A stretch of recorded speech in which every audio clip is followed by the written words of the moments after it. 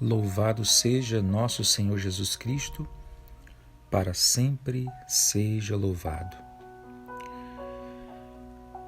A pergunta de hoje para nós é essa: a quem Deus chama? Ele chama somente os justos, os santos, ou ele chama também os pecadores? Bom, é bem sabido que Jesus chamou os santos, isso é inegável. José, pai adotivo de Jesus, era considerado como justo. Maria era imaculada e recebeu o chamado para ser a mãe do Salvador. Na história da igreja conhecemos vários santos que foram a pureza em pessoa. Por exemplo, Santa Teresinha do Menino Jesus, na sua docilidade, na sua pequenez, humildade.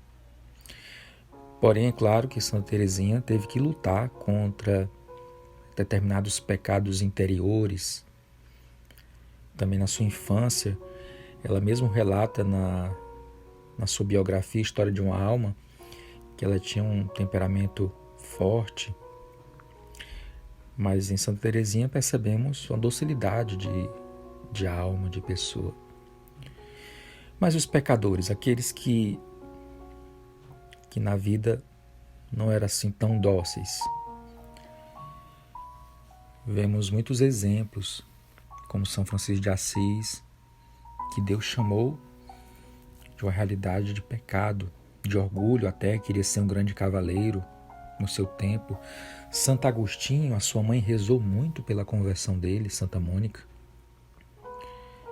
a tal ponto que ele, depois como adulto, se batizou, se ordenou sacerdote, bispo e hoje é doutor da igreja, mas não nasceu santo.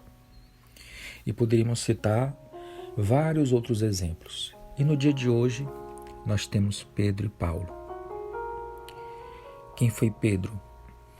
Pedro, pescador simples, na Sagrada Escritura se manifesta com um temperamento bem forte. É aquele que corta a orelha, né, daquele soldado que quer prender Jesus. Ele era bem espontâneo e chegou até a negar Jesus, né? Entre tropeços e acertos, Pedro se parece muito conosco.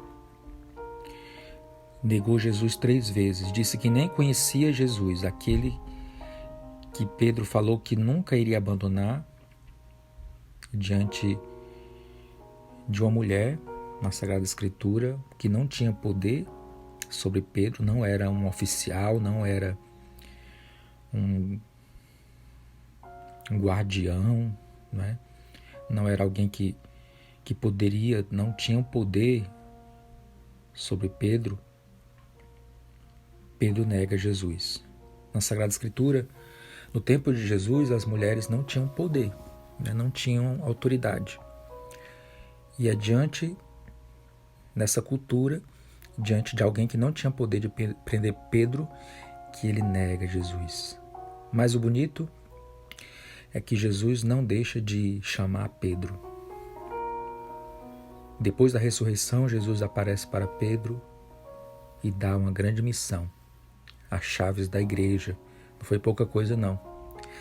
Pedro, tu és pedra e sobre esta pedra edificarei a minha igreja, e nem as portas do inferno poderão vencê-la. Quando Jesus ressuscita, ele não joga na cara de Pedro o que Pedro tinha feito, o seu pecado. Não. Ele nem toca no assunto, mas ele dá uma grande missão para Pedro. A misericórdia de Deus que age na vida de Pedro. Não a sua queda, não o seu pecado, não seus momentos de inconstância na fé, mas a misericórdia de Deus. E Paulo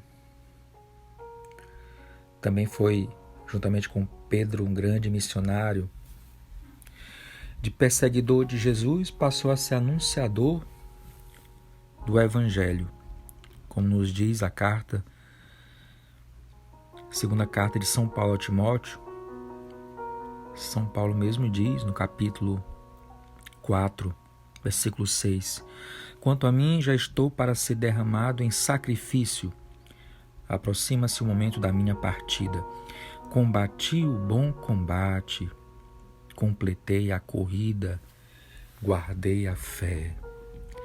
Aquele que combateu contra Jesus, o nome de Jesus, contra os cristãos, agora estava combatendo o bom combate em nome de Jesus, a tal ponto de morrer martirizado, derramar o seu sangue por Cristo, aquele que ele perseguiu antes.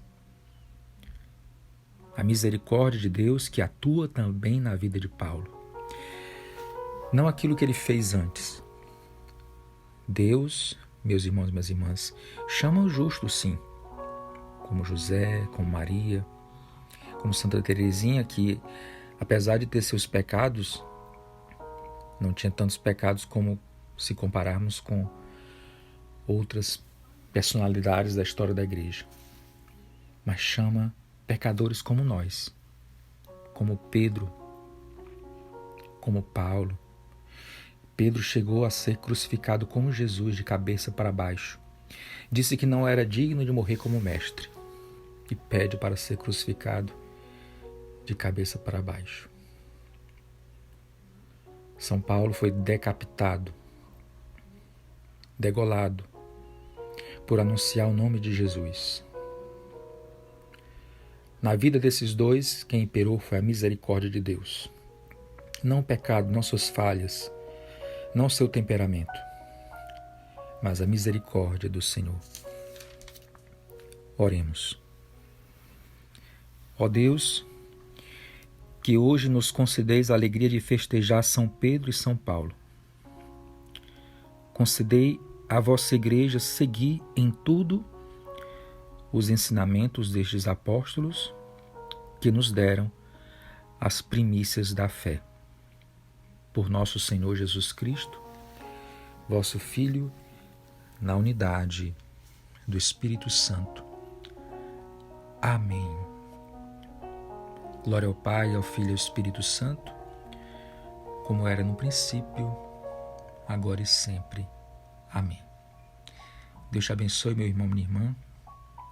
Fique com Deus. Coragem. Dai graças ao Senhor porque Ele é bom, porque eterna é a sua misericórdia.